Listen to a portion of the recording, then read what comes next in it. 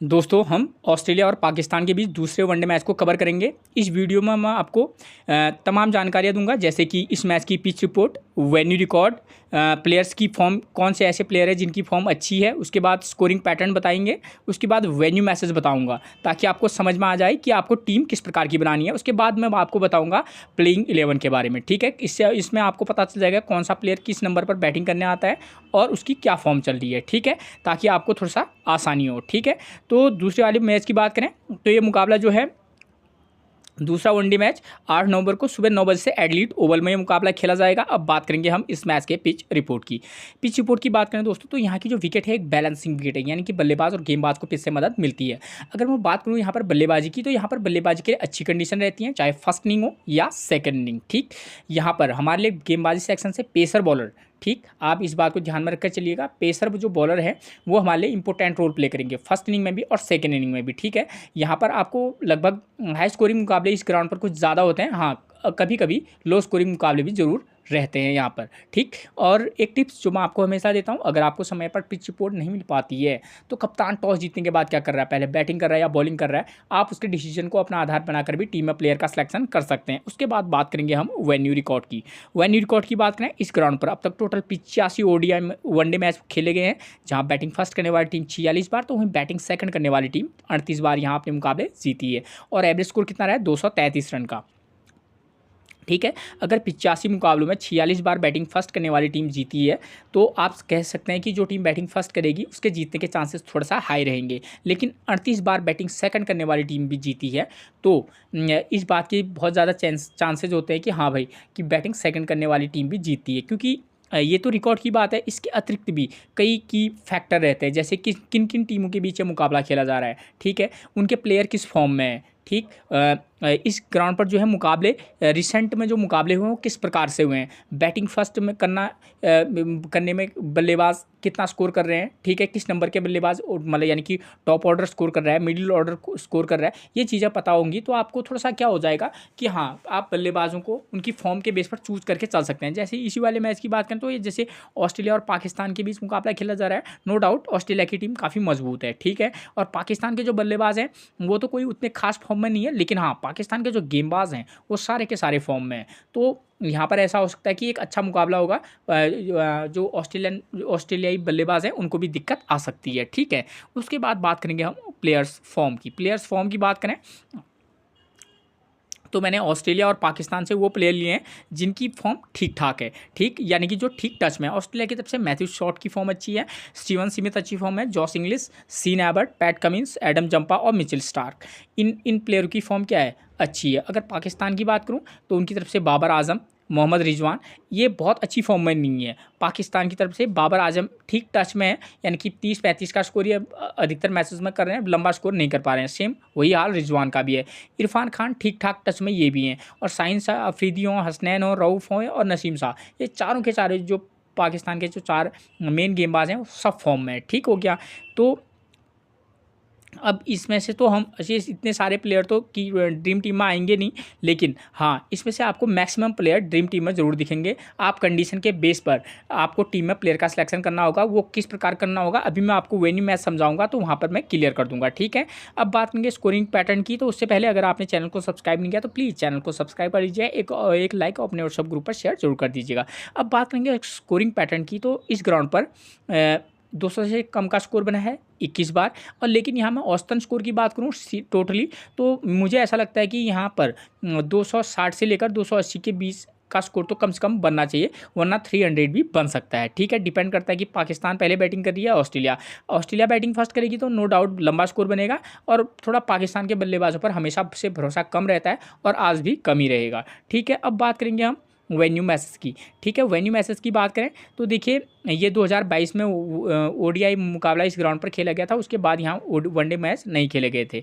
ठीक है, तो 2022 वाले मुकाबले में देखिए क्या हुआ था, इंग्लैंड ने फर्स्ट इनिंग में बल्लेबाजी की। ठीक, 287 का स्कोर बनाया, विकेट कितने गिरे 9। ऑस्ट्रेलिया ने 291 रन बनाए थे, यानी कि आसानी से चेज कर लिया था 4 विकेट के नुकसान पर। और उससे पहले जो वनडे मुकाबला खेला गया था दोस्तों, यहाँ उससे पहले 2019 में खेला गया था, यहाँ पर भी क्या हो गया था, आसानी से चेज हो गया था। तो टोटली मेरा कहने का मतलब ये है कि यहाँ पर जो टीम चेज करती है तो उसके जीतने के चांसेस कुछ ज़्यादा रहते हैं। ये मेरा टोटली कहने का मतलब है। अगर पाकिस्तान भी सेकेंड इनिंग में बैटिंग करेगी तो उसके प्लेयरों को भी, बल्लेबाजों को भी थोड़ा सा बैटिंग करने में आसानी हो सकती है। ठीक है ना? तो ये चीज़ आपकी क्लियर होगी। अगर हम इस वाले मैच को आधार मानकर अगर हम टीम बनाएँ, तो हम किस प्रकार की टीम बना सकते हैं? थोड़ा बहुत बदलाव तो हम निश्चित तौर पर टीम में चेंजेस करेंगे। तो इस वाले मैच में क्या हो रहा है, 287 जो टीम बैटिंग फर्स्ट कर रही है 287 रन का स्कोर कर रही है। विकेट कितने गिर रहे हैं? 9। और फर्स्ट इनिंग में स्कोर करने वाले बल्लेबाज 3, 6 और 9 नंबर का प्लेयर स्कोर कर रहा है। पेसर 5 विकेट, स्पिनर को 3 विकेट मिल रहे हैं। तो अगर हम क्या करेंगे, कंडीशन होंगी 2, या तो ऑस्ट्रेलिया बैटिंग फर्स्ट करेगी या पाकिस्तान।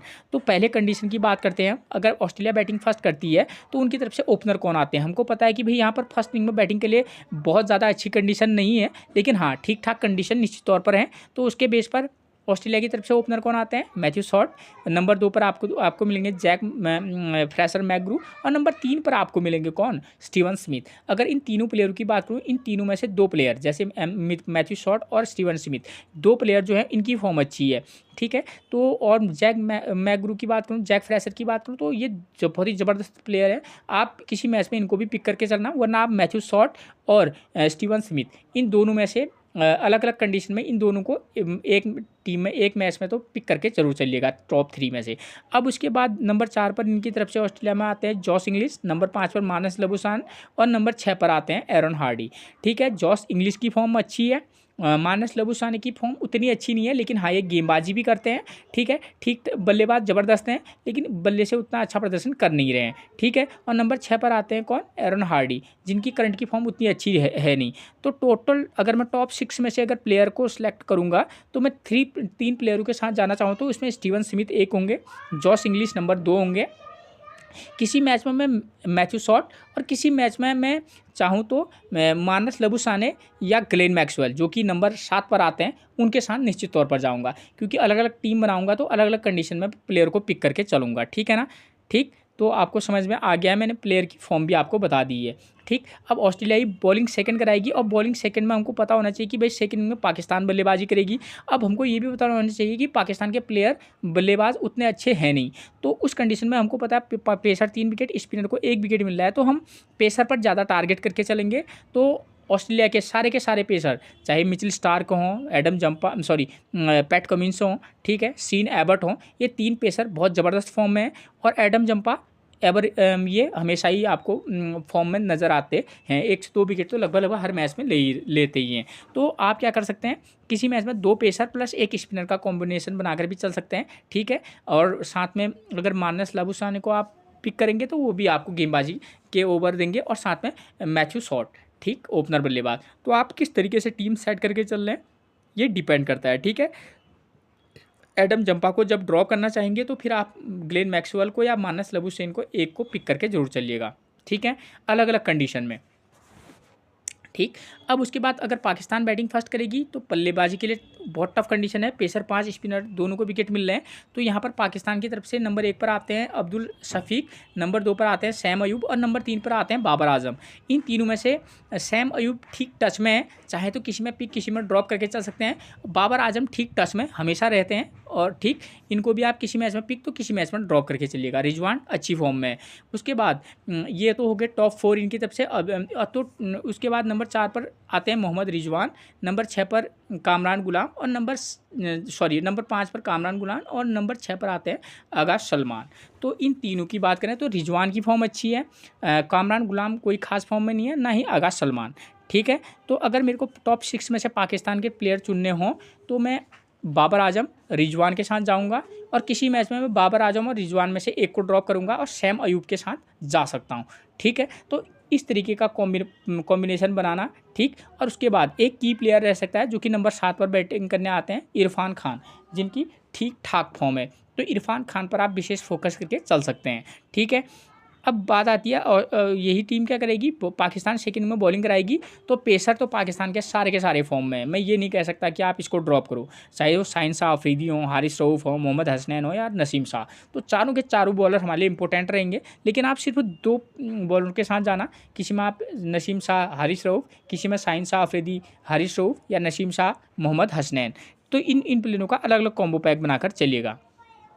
ठीक है, और सेकेंड इनिंग क्योंकि बल्लेबाजी के लिए अच्छी कंडीशन है, और लेकिन बॉलर भी अच्छे फॉर्म में पाकिस्तान के, तो थोड़ी बहुत ऑस्ट्रेलिया को के प्लेयरों को सेकेंड इनिंग में दिक्कत हो सकता है 4 के बदले में 6 विकेट गिर जाएँ, ठीक है। तो ये चीज़ आपकी क्लियर होगी। अब ये पक्ष क्लियर हो गया। अब बात आती है सेकंड इनिंग में, तो सेकंड इनिंग में बल्लेबाज के लिए अच्छी कंडीशन है, ठीक है। तो यहाँ पर क्या हो सकता है कि जो टीम बैटिंग सेकंड करेगी उसके जो प्लेयर हैं, तो अगर टॉप ऑर्डर जैसे ऑस्ट्रेलिया के मैंने बता दिया कि सारे के सारे जो टॉप ऑर्डर के प्लेयर हैं वो अच्छी फॉर्म में है, ठीक है, एक मैकगुरू को छोड़ के। तो सेकंड इनिंग में उस प्लेयर को भी आप मौका देकर देखना जिस प्लेयर की फॉर्म अच्छी नहीं है, ठीक है। जैसे जैक फ्रेशर ऑस्ट्रेलिया की तरफ से, इनकी फॉर्म अच्छी नहीं है, तो आप इनको भी सेकंड इनिंग में मौका देकर देख सकते हैं, ठीक है।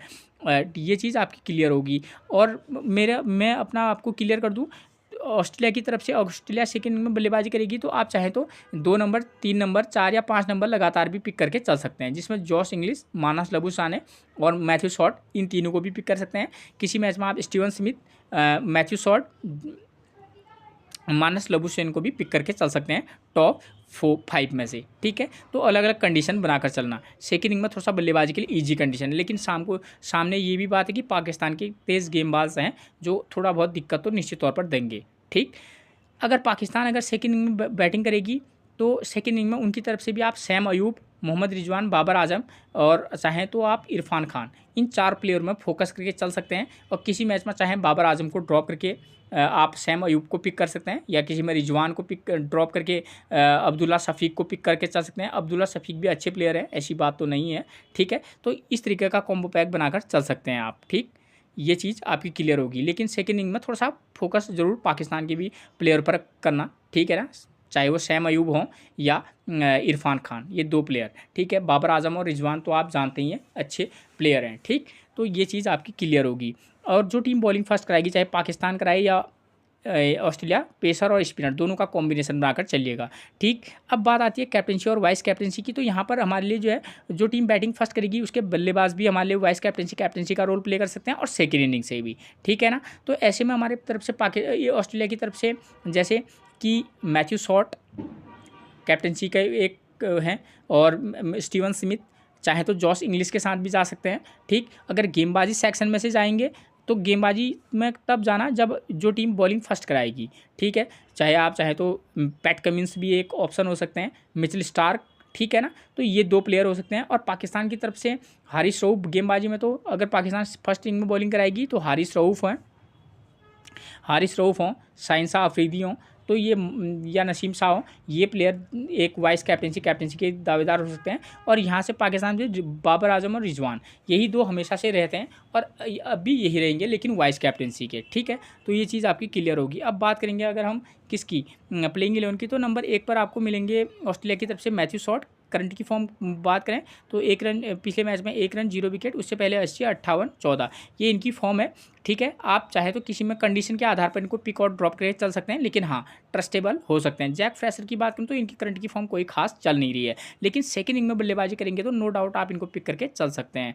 उसके बाद स्टीवन स्मिथ की बात करूँ तो करंट की फॉर्म इनकी ज़बरदस्त है, ठीक है। करंट की फॉर्म के बेस पर ये टीम में बनते हैं। उसके बाद नंबर 4 पर मिलेंगे जॉश इंग्लिश। करंट की फॉर्म 49, 1, 101, 26, 21, ये इनका फॉर्म है जो कि काफ़ी अच्छा है। एक की प्लेयर का काम कर सकते हैं विकेट कीपर सेक्शन से। उसके बाद नंबर 5 पर मिलेंगे हमको मानस लबुशेन। तो इनकी बात करें तो लेग स्पिन गेंदबाजी भी करा लेते हैं और साथ में शानदार बल्लेबाज हैं। बल्लेबाज से करंट का फॉर्म इनका थोड़ा सा बेकार चल रहा है, लेकिन गेंदबाज से 1 विकेट, 2 विकेट, 0 विकेट, 1 विकेट हर मैच में ये ले रहे हैं। तो आप इन पर फोकस करके चल सकते हैं, खासतौर पर जब आप ऊपर के प्लेयरों को ड्रॉप करके चलेंगे। एरन हार्डी की करंट की फॉर्म बेकार चल रही है, इस मैच में कुछ अलग कर दें वो बात की बात। उसके बाद नंबर 7 पर मिलेंगे आपको ग्लेन मैक्सवेल। तो करंट का फॉर्म इनका बेकार चल रहा है, ठीक है ना। तो इनको थोड़ा सा क्या कर सकते हैं, फर्स्ट इनिंग में तो आप इनको अगर एक गेंदबाजी कराएं तो पिक करना, वरना ड्रॉप करके चल सकते हैं। सीन एबर्ट करंट की फॉर्म 1 विकेट, 5 विकेट, 2 विकेट और 0 विकेट, ये इनका करंट का फॉर्म है जो कि ठीक है। तो कंडीशन के बेस पर ही आप इनको पिक और ड्रॉप करना, फर्स्ट इनिंग में पिक करके चल सकते हैं अगर ये गेंदबाजी कराएं, सेकंड इनिंग में चाहें तो ड्रॉप करके चल सकते हैं। उसके बाद नंबर 9 पर मिलेंगे पैट कमिंस एवरग्रीन बॉलर है, ये एक अच्छी पिक रहेंगे। मिचेल स्टार्क का करंट का फॉर्म इनका भी ज़बरदस्त है, नो डाउट ये भी एक अच्छी फॉर्म पिक रह सकते हैं और वाइस कैप्टनसी के भी एक प्रबल दावेदार रहेंगे। उसके बाद एडम जंपा करंट फॉर्म ज़बरदस्त है, ठीक है, नो डाउट। आप इनको लेकिन पिक भी करना तो ड्रॉप निश्चित तौर पर करके चलना, क्योंकि स्पिनर को बहुत ज़्यादा पिच से मदद नहीं है, ठीक है। उसके बाद पाकिस्तान की तरफ से बात करें तो पाकिस्तान की तरफ से नंबर 1 पर मिलेंगे अब्दुल्ला शफीक। करंट की फॉर्म कोई खास इनकी चल नहीं रही है। Sam Ayub 1 run 19 run 0 wicket 7 run 77 22। एक किसी मैच में अगर चाहें तो ट्राई किया जा सकता है, ठीक है।